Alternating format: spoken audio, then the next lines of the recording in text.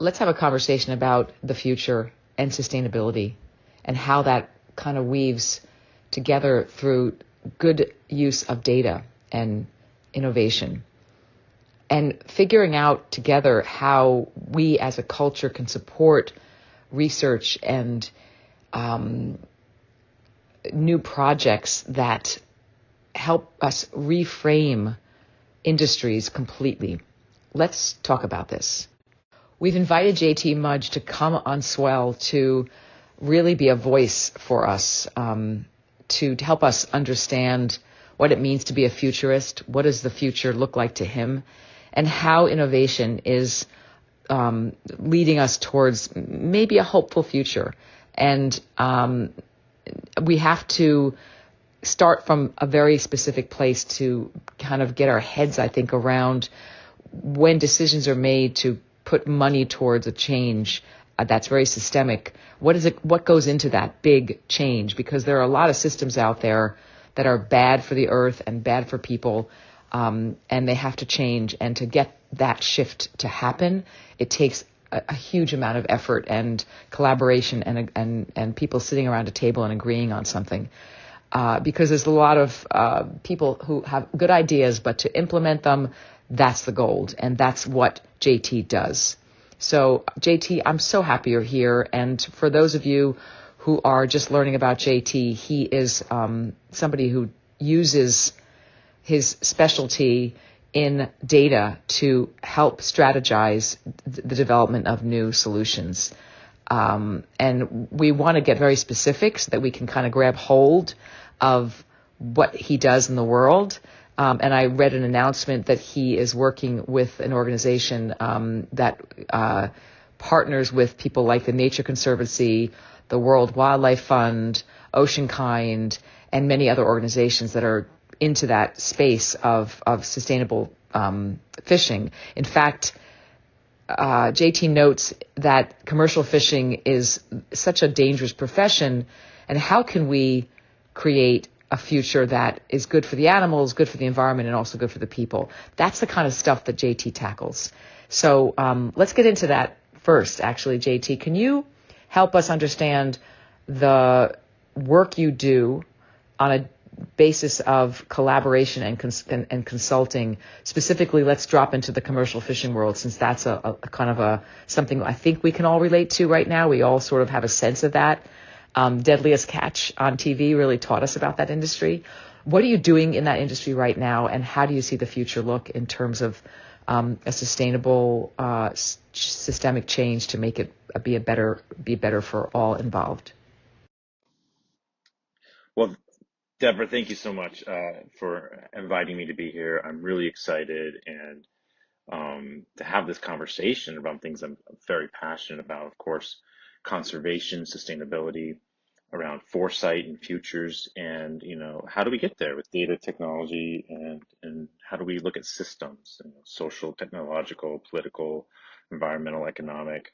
What values do we have that bring us? So basically, what you said is hope, right? Like why would we have hope? And I think if you look at futures and foresight, hope is generally kind of part of what a futurist is. And so first taking a look at like what is foresight, what is futures, and what is it not? Um, Futurists, first and foremost, do not predict, right? We're not going to give you the future. If you hear that being said, that's not generally what a foresight professional would give advice for. Like, this is to give you 38% chance this is what the future is, right? That's not what we do. What we do is we help look at possibilities, right? We help prepare, we help anticipate the possible futures, plural, that we might experience. And we try to drive that forward to the futures that we want to experience, right? And how do we get there? We help provide roadmaps, signposts. And to get there, to get that information, of course, we rely on lots of things, but data, of course, is part of that, right? We are making educated, scientific, researched analysis of what the possible futures might be, how you can get there, and how they might apply to you, your organization, or a particular problem set or system, such as we're talking about fisheries, right? And we look at why fisheries And why is that so important? You look at just some of the basic information globally, is that somewhere between a half and two-thirds of the world's population today relies on seafood as part of their protein sustenance, right? And there are ways of shifting those numbers, of course, that have nothing to do with fishing itself, alternatives and so on. But the reality is that's what they rely on. Not only that, a lot of nations rely on the economic benefits that come from that. So besides the actual human need to have protein in our diets, we absolutely need to look at the social, economic, and political impacts of what fishing means to the world. And as living in a highly developed nation and privileged nation as the United States that I've spent most of my time in, we may have a different outlook on that. Like, do I need fish in my diet every day? No, I have other means of getting protein, right? But for some nations, that is absolutely necessary. So when we think about where to put our efforts and what the problem sets are, and you call this dangerous profession, right? Something that I always say as well. Fishing is an extremely dangerous profession, and not just for the fishers, but for everybody involved, including the animals, right? So again, tying that back to economics, it's dangerous to the political structure and economics of many island nations. It's dangerous for obviously the fishers involved. There's at sea risk of just safety on the vessel, but there's also economically driven and politically driven motivations around crime on the sea, right? There's murder on the sea. There's lots of slavery that happens in the seafood supply chain. There's all these conditions that exist, and the problem is it's very hard to monitor those conditions. It's unlike any other condition on the planet, uh, professionally, that it's so difficult to monitor accurately in order to make good decisions and in order to enforce those policies that help to make our world sustainable. So we rely on data. We rely on foresight, possible futures. These programs and structures and systems are so large that it takes years to evolve them, right? So we need to look at not just how is the fishing industry evolving, but what are all the other pressures and, what are all the other opportunities that are coming around in this space? Again, like alternatives to protein. What could that do to potentially make the industry not so dangerous, as it were? JT, thank you, by the way, it's great to hear your voice here. When you talk about the ecosystem of social and economic and political implications of this, it makes me think about the people sitting in chairs in those different arenas trying to make decisions about policy. So can you walk us through a typical moment in your space where data speaks loud and you're clear about something and you need to say, we need new regulations or we need new sort of messaging around this? Can you give us a sense of where you fit in that world of communication, and how long does it typically take when there's a clear message that something has to change? Let's say, okay, no more blue fishing in Jersey. I used to fish for bluefish in New Jersey. So, what happens? What's the communication chain for there, and how does data get interpolated so that everyone understands it, not just the people that create the reports? Like, I know you have to sort of socialize what you create so that it makes sense to people, and that's what good reports are doing. But when you have to communicate down a chain of people, a chain of command, what's that cycle like? Who's making those decisions? And have you been a part of something? Maybe you can illuminate this by saying, yeah, we had this situation, we recommended this change, this policy, and then this happened, so that we can kind of get a sense of the workflow.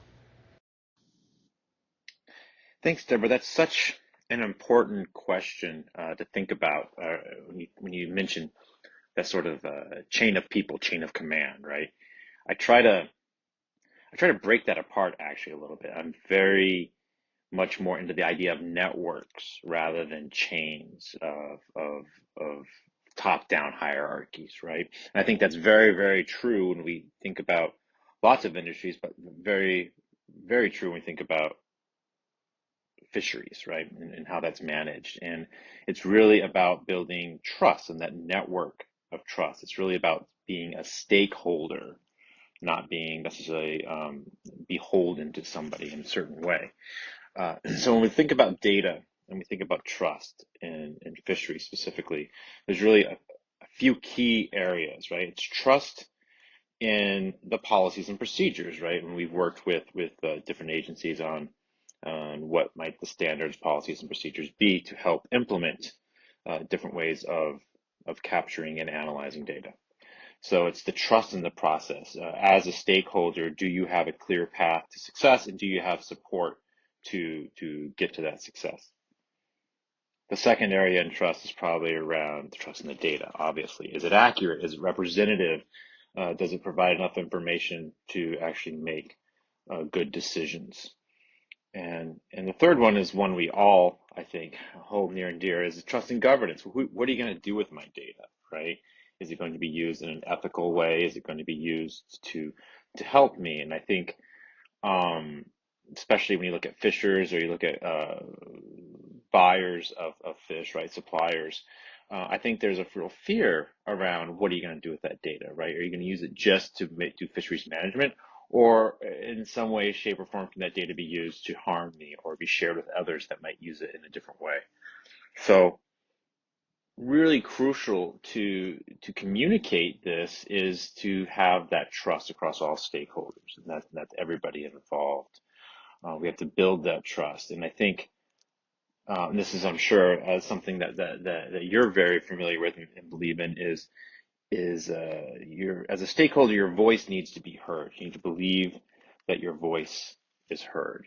And if you're trying to implement a policy or procedure or make that change based on data, and you feel like you have not been heard, your ability to make that change or your desire to make a change for the better is going to be hampered, right?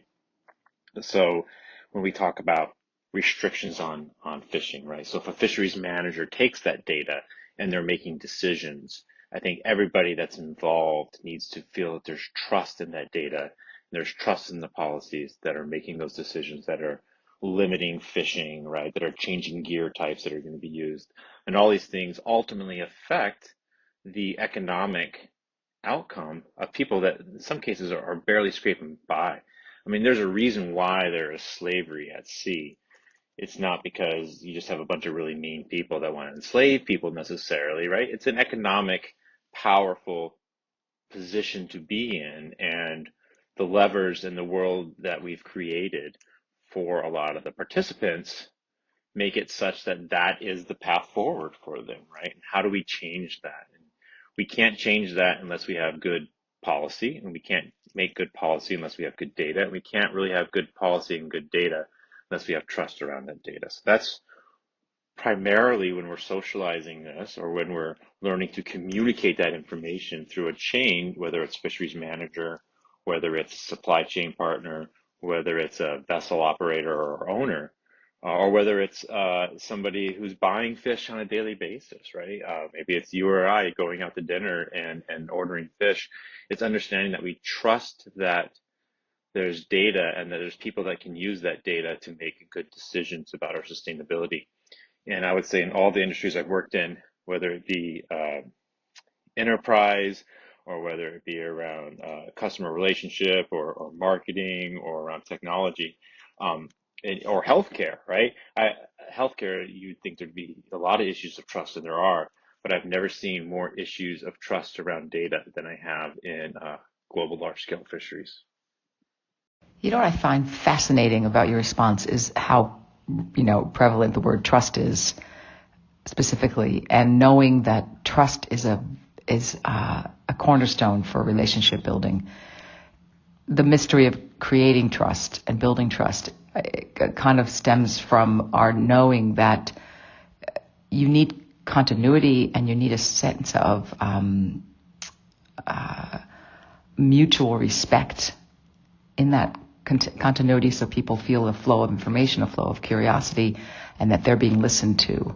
And I wonder, I think about people like Amy Webb who come out with these huge future reports on different industries. and we listen and we ingest and we try to sort of look at the markers of those reports to plan our future. In your world, when you have an aha moment and you want to push it out there, and let's stay in the fishing industry just for a second.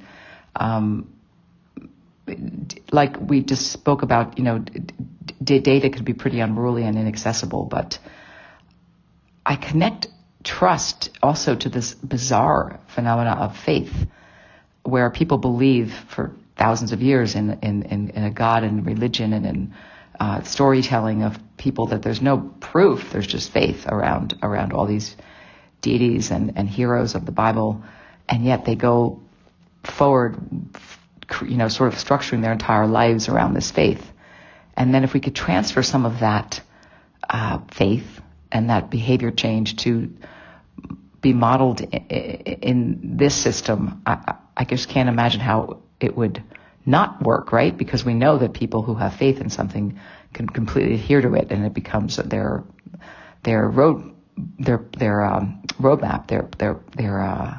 their whole planning of their lives is connected to that deep faith. So the trust in data these days is completely sort of obfuscated by people's inability to see its application, and also their issue around privacy and things like that. So the word data has such a heaviness to it. I'm just wondering, we can actually step away from fishing now and go to the general work you do. Do you feel like there is more conversation to be had by the lay people with regard to how to use data personally to make their consumer decisions in a way that they really trust the data and don't think it's like coming from a biased source? How do we strip data from the agenda and let people just play with it and look at it and feel it and trust it, just like they have a gut faith in religion? Like, I know this is sort of a weird combo of conversation, but I'm thinking you know what I mean. Let me know. Thanks. Deborah, you've hit on something that's very core and fundamental to the concept of how we use data, or just even science, to make decisions. And you talked about faith, right, and beliefs. And we generally do what we do on a day-to-day basis because not of data, right? But because of our beliefs. Now, this is kind of strange for someone who is a data strategist to go in and advise people and tell them that their data isn't necessarily going to change the world, right? Even if they have fantastic data, fantastic sources, is that at the end of the day, it's about what we believe to be true, what we believe we can trust in, what we feel comfortable with. And so, in my experiences where maybe a firm I'm working with has come up with a really great technical solution for a company or an organization based on what they needed, based on what they've asked for, based on our understanding of their goals. And fits perfect, right? But when those projects fail, it's not because the technology didn't work or the user interfaces or the experience didn't work. It's because they fundamentally in their organization or in the individuals relied more on their belief systems, on what they believe to be true, what they believe to know the work based upon their instincts and their gut feelings, rather than implement change to rely more on the data or the insightful decision making, right? It's very hard to shift that, whether you're an organization, you're a VP, you're a CEO, whether or not you're a consumer, right? It's very hard for us to learn to trust that. There's so much data and there's so much going on. At the end of the day, we've become overloaded. And so what do? We rely back on our instincts. That's a very natural thing to do. It's not necessarily a horrible thing to do either, right? We 9 times out of 10, our instincts are probably correct.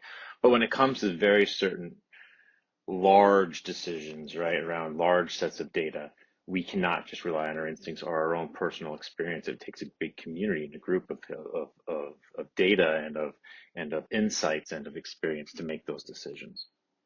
So how do we get to that point where we can trust in something that we maybe weren't fundamental in creating, that we fundamentally don't understand? Now, the simple academic answer would be, well, teach people and get them to understand. And that is absolutely part of it. We need to teach, we need to bring in critical thinking skills, K through 12. That should be something that's just as important as composition, right? That's just as important as algebra or any of these other topics that we spend so much time on. We don't spend enough time on how do I analyze information?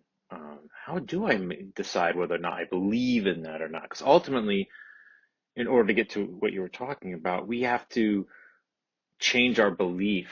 That data needs to help inform our belief system because fundamentally we make our choices based on our beliefs. We're not a computer. We don't take an input and make a direct output decision based upon that input. We're always bringing in our biases. We're always bringing in our experience. So how do we help that? The simple answer is education, but we can't rely on that because that's not pragmatic. We can't expect everybody in the world to have this awesome critical thinking skill. Even if they're educated, not everybody necessarily is adept at that, and that's okay, right? So how do we help that? And that's the $1 million question or $1 billion question, whatever inflation's gone for in questions these days. So we need to understand that we need to approach that, and education is a key tool. Communication is huge. Conversations like this, right? How do we learn to trust? You need to be able to verify. It's harder and harder in today's world. So it's more and more critical that we learn those skills, that we get the tools we need, and don't just take stuff on face value. Learn to question, right? These data sources, and then create that relationship that you talked about, right? We need to have that relationship. So once I learn to trust the system, I may still question it from time to time, but it's built a relationship of trust, and now I can kind of go back to that source and go, yes, this matches my beliefs, this matches my thinking. I'm going to rely on that instead of having to just use all my own tools at my hand. JT, you make me think about the phrase, that's the $1 million question corrected for inflation. Maybe it's like the gazillion-dollar question now. All these questions that we have. Education at the base level of like K through 12. What a vision. Wow. People take statistics in college, but I don't even think that's what you're talking about. You're talking about critical thinking around sets of numbers, sets of reports, sets of data where they can look at it and it doesn't look like Greek to them. Maybe at the 8th grade level, they're starting to look at this stuff to make informed decisions that aren't interpolated by journalists even. Like, what if people had access to these raw reports and were able to read them responsibly? Wouldn't that be amazing? I include myself in that. I have one final question, and then I just want to let this out in the world and see how people connect to it. And I look forward to more Swellcasts from you, I hope, because you have such sort of a 360 of how the world's working right now. It's just amazing to me. I'm so happy you're here. The final question is, when you think about the future of your own career trajectory, your less time left on this earth, what big accomplishments do you want to see in your life, in your career? And when I say accomplishments, I don't mean like, big billboards with your face on. And I mean, like, what kind of alliances do you really cherish and that you really want to nurture, and things that really are going to mark that you made an impact on these big relationships that will ultimately sustain and make shifts in the world? What's that vision for your own career? And how do you check in with yourself to make sure you're on that path? Because I've always fascinated, these work career conversations on Swell are really interesting when we go down to people's own measurements of their success and what their playbook is. And I'd love to hear yours. Thank you again for being here. Wow, Deborah, I feel like this conversation is turning into an episode of Deep Thoughts. It's really good. It's really core of, like, we talk about that 360 view, right? That's part of it, is right. You need to be thinking about things deeply sometimes, but you also have to be, living in the world, living in the present, living with other people, and that sometimes requires you to live, from your core, from who you are. So when we talk about, what is that I look to see with my time left on earth, and where do I put my value in that? And I think for me, it is about those relationships, right? Like, how do we work with one another? How do we treat one another? and what would I like to see happen out of that, right? I would like to see people be empowered, right, to make these critical thinking kind of choices, to figure out how to be okay with value shifting and what they believe in. It doesn't have to be what I believe in, right? But we shouldn't always just rest. It's not a There's not a goal line in anything that we're trying to accomplish, right? It's a process. It's a continual process, and it's a growth. It should always be part of growth, right? And so, whatever your political, religious, social beliefs are, it's something you should always be constantly challenging yourselves and try to make better, and not necessarily try to force on others, right? It's how do we live together? How do we work together? So that's what I would really like to kind of see, that community building that we talked about before, respect for others, right? I think that's absolutely key to just how we get along on this one planet, right? Um, when I think about relationships, and you asked a little bit about, what's my playbook? Philosophically, I kind of have this idea of like memories, right? When you have a really good moment, you're living in the moment. It's fantastic. There's part of myself, anyways, that wants to hold on to that moment, wants to capture it, wants to be able to relive it and replay it and come back to it, right? To put so much value on sort of hoarding these experiences, if you will, like possessing them, right? That's almost like a colonialism of experiences, right? I want to dominate that, right? I want to control it. I want that to be my essence. There's a part of me that goes into that. And what I've come to realize is that those experiences, those moments are, what they say philosophically is more like water in your hands you're trying to cup, right? You can't hold on to it no matter what you can do, right? You can't create a perfect memory for recall. It's not there. And I think when we live in those moments, we need to make sure that we truly are in that moment, and it's allowing that experience that we're living through to intrinsically change something within us, right? It's not something that we can necessarily cognitively touch, but it's something that makes up who we are, right? For the better or worse. And if we can live in those moments to know that we have changed through those moments somehow internally within us, and that has made us more the person that we want to be, more that change agent for better. I think that's where I try to, from my playbook, make sure that I do. I'm not so much trying to hold on to those memories. I'm trying to let those experiences change me and appreciate those moments like sunsets, right? They're beautiful, they're there, and then they're gone, and then there's another one, right? And for me, how do you do that day to day? Like, what's my practice? And part of it is making sure that each week or each day I try to leave a little bit of extra space for stuff to happen, right? At the end of the week, on Fridays, I usually try to wind down a bit and just let there be space. Don't always try to fill my glass up 100% because then it overflows. I'm not always good at doing that, right? I fail at it many, many times, but it's something that I always try to consciously come back to. So not trying to hoard those memories in the first place and just let it change me, and always allowing a little bit of room for life to happen, right? For experiences and relationships to happen. And then having conversations like this, right? Sharing with other people's experiences, what do they do?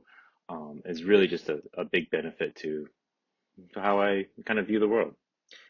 Thank you for having me. I really hope to be back again sometime. This has been a fantastic experience, and thanks again. Wow, I had a little master class on how to do a balance of work, play, philosophy, live, and I just want to end with reiterating what you just said: making time for stuff to happen. I love that. Thank you.